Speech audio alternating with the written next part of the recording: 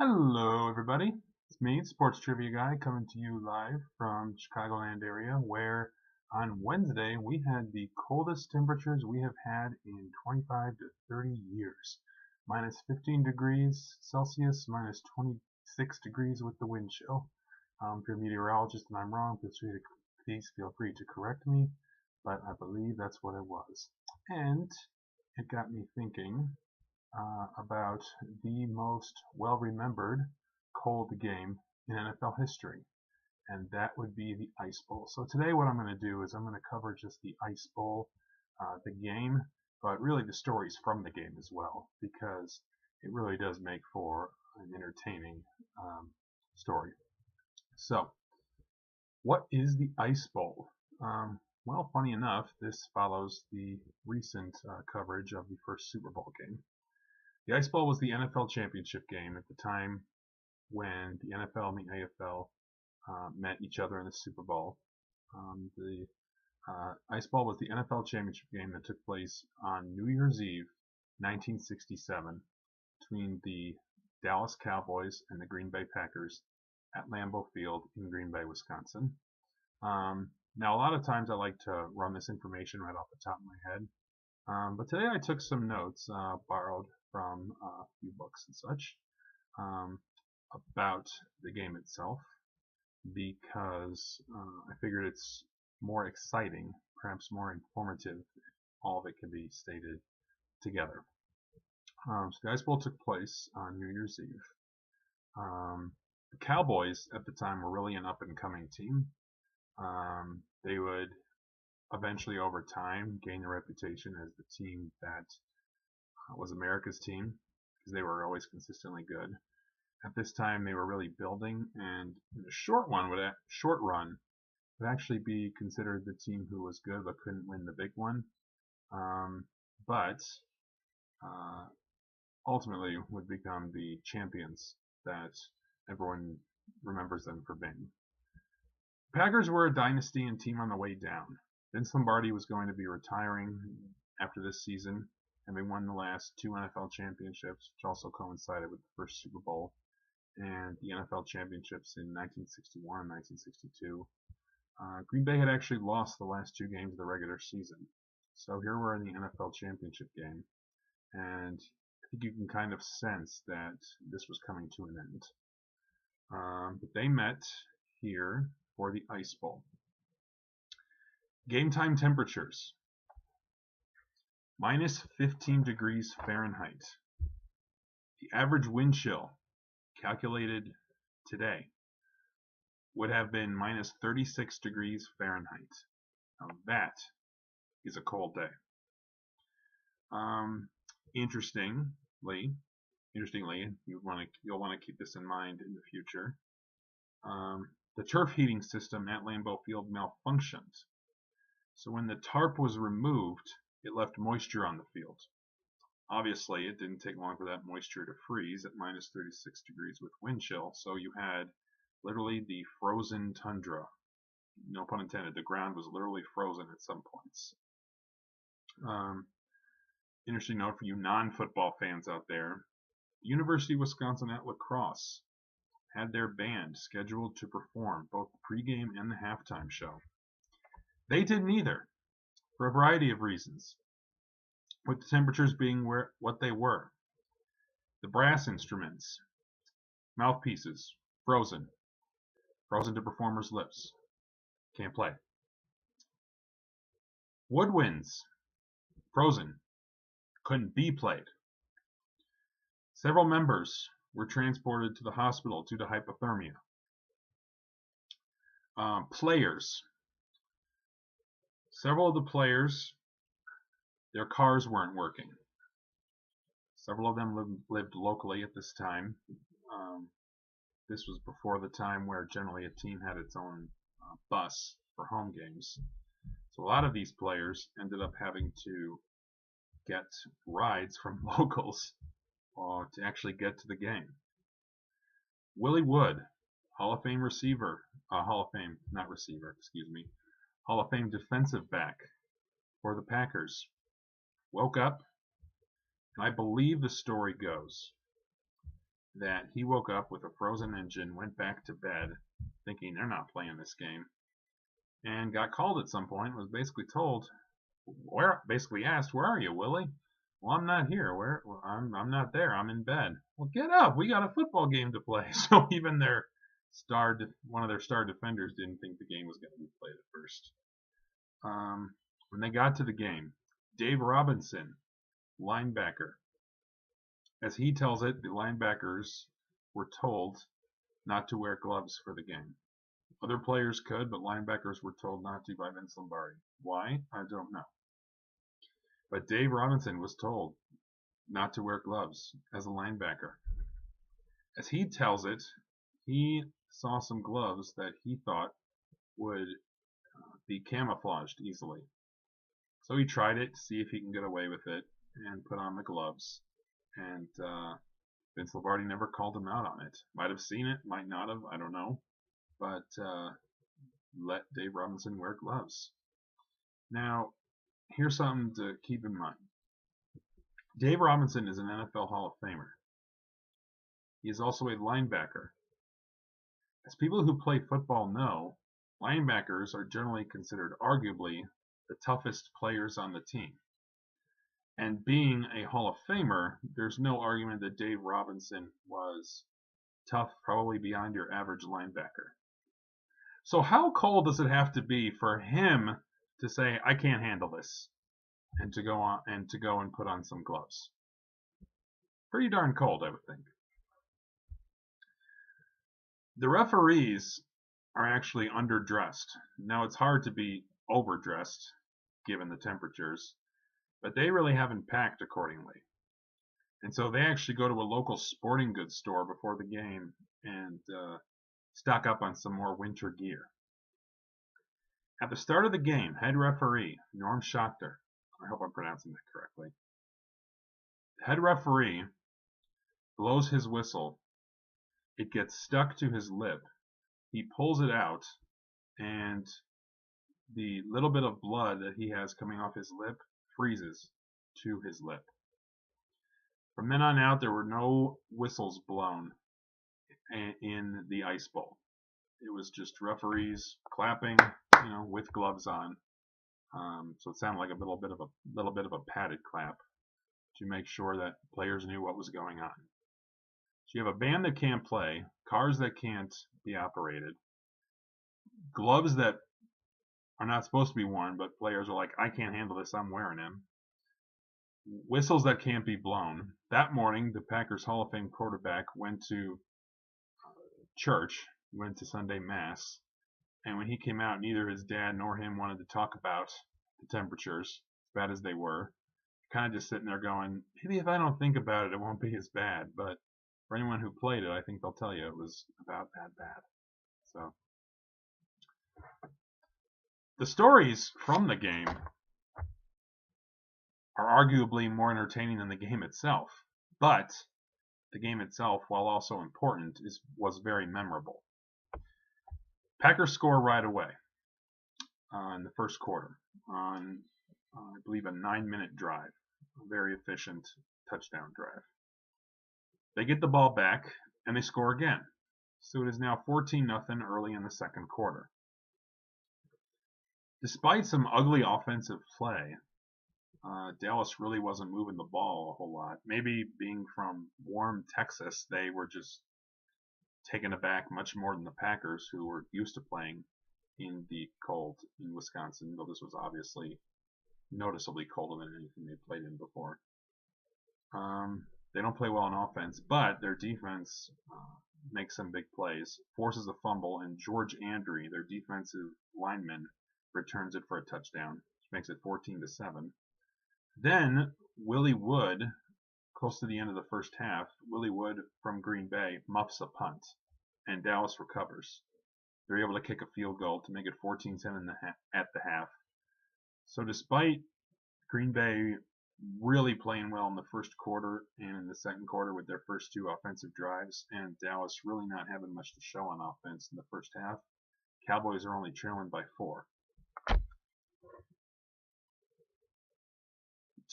Third quarter is pretty uneventful until the end when Dallas gets the ball. And first play of the fourth quarter, on a halfback option pass, Dallas scores.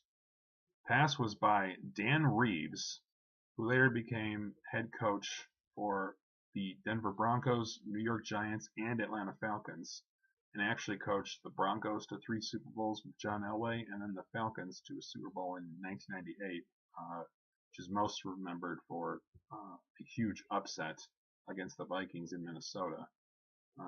Fortunately, those 4 teams who took the Super Bowl's head coach would all lose, but a memorable feat nonetheless. Dan Reeves throws a touchdown pass of 50 yards to, I believe, Lance Rensel.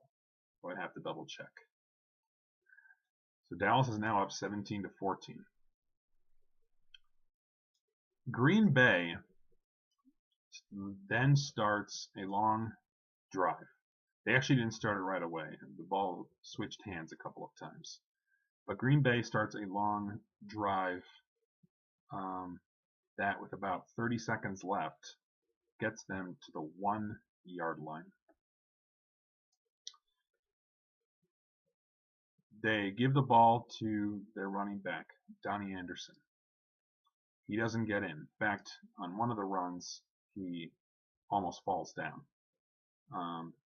Bart Starr, wisely kind of goes down with him to protect him from fumbling the ball. They do it again, and he stands straight up, basically. And again, doesn't get into the end zone. Now, what do I mean by falls down and stands straight up? How does a running back who's been doing this his whole life do it? Well, remember how I mentioned that there was moisture on the field from the tarp, not from the heating system not working and the tarp being removed? Well, in that one area of the field, it had gotten really icy. And neither Donnie Anderson nor Chuck Mercine, their fullback, who were running the ball, Mercine had actually run it to get it down to the 1, I believe. Neither could stand up, really. Both were falling. It looks like on one of the plays, Donnie Anderson literally gets the ball and is standing vertically, and the only thing that you can think of is, well, thank goodness there's not a linebacker charging at him, because he could have hit him right in the chest, because Anderson literally can't move. He is frozen to the ice, and that he just got back to the 1-yard line was a victory in and of itself. So now they're in a pickle. They only have about 30 seconds left in the game. And Green Bay, because they didn't get in on those 2 run plays, is out of timeouts. So I actually think they had less. They had about 15 seconds left in the game. So conventional wisdom says you either have to pass and take your chances, because you can't run the ball. If you run it and don't get in, clock's going to run out and you're going to lose the game. Or the play with the less risk is you just kick the field goal and tie it and play for overtime. Well, Bart Starr, the Hall of Fame quarterback, walks over to the sideline and he tells Vince Lombardi, "Coach, the wedge play, which is how they tried to score they had tried to score on the previous 2 run plays. The wedge play will work because we have it blocked right. Problem is, our running backs can't get to the line of scrimmage, and when they do, they can't stand up. I'm right out of that little ice area. I can just stand up and weave my way a couple of steps and get in." And Lombardi says, "Well, okay, let's get this game over with. Do what you got to do." And actually, after Bart Starr leaves the huddle, one of the Packers' assistant coaches goes up to Lombardi and says, "Well, what's he doing?" And Lombardi says, "I have no idea." Now, you have to understand, Vince Lombardi is one of the, you could argue if you want to, greatest football coaches in NFL history. He is not, he's not a fool. He's not absent-minded. However, he trusted his quarterback so much that he let his quarterback make the play that he felt needed to be made. So Bart Starr gets the snap and he gets in. Um, and the announcer's going, the Green Bay Packers are going to be world champions, which they were. They kicked the extra point. Dallas didn't have much time and didn't do anything with the ball, and Green Bay won the game 21-17. This particular play is highlighted by a great block by eventual Hall of Famer Jerry Kramer. At the time it happens, Jethro Pugh, who is the Cowboys defensive lineman, a very good defensive lineman, is screaming that Kramer win early. Watching it live, you would have had to have 20/20 vision probably and been right up at the play to notice anything. On replay, with a camera directly overhead looking down and just watching the hand, it looks like Kramer did jump maybe a half second early, but it wasn't so vivid that it looked obvious. It was only really in years later when they slowed it down to seconds that you noticed it. Regardless, it's an outstanding block by Kramer. And certainly I don't think that taints the game at all. It was a classic, and Starr scoring and really calling that play was a big enough risk as it was, which makes it all the more incredible, especially given all the circumstances surrounding the game. So they get to the locker room, Packers do, after winning this game, and it's kind of emotional because, first of all, there's been so many up and downs just with the game itself and having to endure the weather temperatures that I think players are maybe a little overwhelmed by that. But also, I think the players knew that the writing was on the wall. That was Lombardi's second to last game as head coach of the Green Bay Packers. But in a lot of people's minds, that was the real Super Bowl. And that's not to disrespect the Oakland Raiders, who they would play in the Super Bowl. But the AFL at that time was considered a much more inferior league. But the Packers go to the Super Bowl that my grandfather was at. They win pretty convincingly, 33-14, having had a 33-7 lead at one point in the game.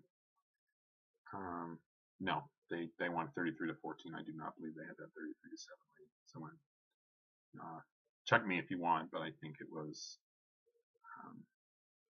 I think they just won 33-14. But after that, though, their era pretty much is done. Lombardi leaves, goes on, and he retires, moves to a front office role for a little bit, and then missing coaching actually goes back and becomes head coach of the Washington Redskins. And the team does improve under him. And this was only a few years before the Redskins themselves were in the Super Bowl, where they lost to the only undefeated team in the history of football, the 1972 Miami Dolphins.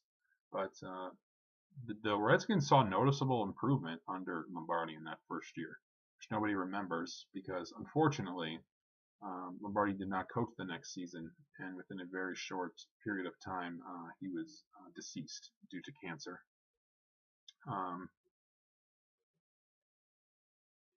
So it's kind of one of those what ifs when you really think about it. What if Lombardi had never had cancer? Would he had built a dynasty or something close to it in Washington? We don't know, but it is interesting to note that that team did improve under him and eventually would be in the Super Bowl, though under a different head coach. Cowboys lose this game, and they don't win a Super Bowl for another 3 seasons. And up till that point, kind of get this moniker as the team who couldn't win the big one, which was stated earlier. They eventually win after the 1971 season. They beat the Miami Dolphins 24-3 in the only Super Bowl in which a team failed to score a touchdown. They then are competitive for the next 15 years, basically. During which point they win another Super Bowl 12 against the Broncos. They go to 2 others against the Steelers, and unfortunately, though it gives the Steelers fans bragging rights, they do lose both of those Super Bowls under Coach Landry. And but in the long term, certainly the Cowboys would have a better future here, and the Packers, over the course of the next 20 years, would really flounder. So it was the end of the dynasty in Green Bay. Um, but what a climactic ending it was, and it is no longer the coldest football game to ever take place. That record was beaten 14 years later when the San Diego Chargers, talk about a team not familiar with cold weather, the San Diego Chargers at the time played the Cincinnati Bengals in Ohio in the AFC Championship game and lost 27-7. What's been called the Freezer Bowl. But this game is much more climactic and has much more of a storyline behind it, I believe, with all due respect to the Freezer Bowl. So there you have it. That's the story, as best I can tell it, about the Ice Bowl between Green Bay and Dallas on New Year's Eve in 1967. And if you have any questions or if you think there's anything to add or correct, please feel free to message me. And hope you liked the video. Thanks, guys. Talk to you later. Bye.